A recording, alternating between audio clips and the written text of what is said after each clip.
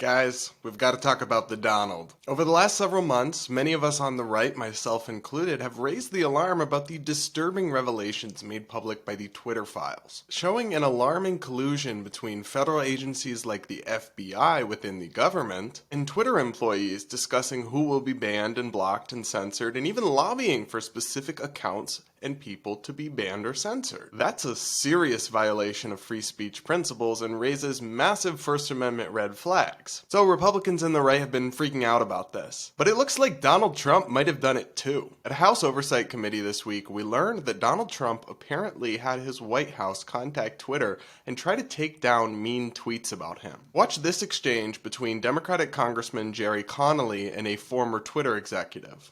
On September 8th, 2019, at 11:11 p.m., Donald Trump heckled two celebrities on Twitter, John Legend and his wife Chrissy Teigen, and referred to them as the musician John Legend and his filthy-mouthed wife, unquote. Ms. Teigen responded to that email at 12:17 a.m., and according to notes from a conversation with you, Ms. Navarro's counsel, your counsel, the White House almost immediately thereafter contacted Twitter to demand the tweet be taken down. Is that accurate? Thank you for the question. In my role, I was not responsible for receiving any sort of request from the government. However, what I was privy to was my supervisors letting us know that we had received something along those lines or something of a request.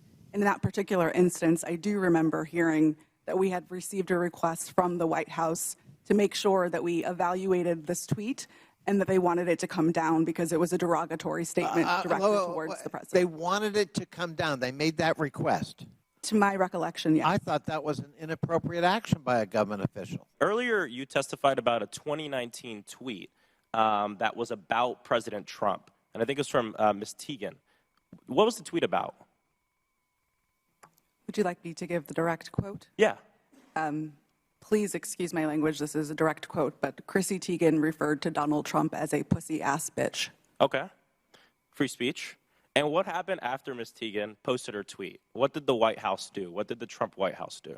From my understanding, the White House reached out to ask that this tweet be removed. Now, while certainly vulgar and perhaps not very classy, Chrissy Teigen's tweet about Donald Trump is definitely protected by the First Amendment. Yet the White House tried to push Twitter to censor it? Sorry guys, that's an attack on free speech. So unless this former Twitter employee is perjuring herself and risking criminal penalties to lie about a random celebrity tweet from 2019, then Trump's White House tried to use its political power to silence his critics and take mean things about him off the internet. And apparently it wasn't a one-time thing. Rolling Stone spoke to several former Trump administration and Twitter employees who made it clear that there was a regular thing, a back and forth going on here. They report the Teigen tweet demand was hardly an isolated incident. The Trump administration and its allied Republicans in Congress routinely asked Twitter to take down posts they objected to.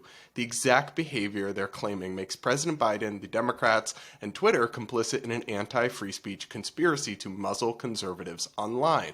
So wait a second, did they all do the same exact thing we've been mad about? Republicans have been outraged at the idea that big government and big tech colluded to silence Americans. And they're right, I'm with them. But if we actually believe in free speech principles, we have to hold Republicans who do this kind of crap accountable too. And in this case, that means Donald Trump. Alright guys, thanks for watching. I'm Brad Polumbo. I'm a libertarian conservative content creator and YouTuber. If you're new here, consider sticking around, hitting that like button, subscribing, yada yada yada, and I will see you all in my next video.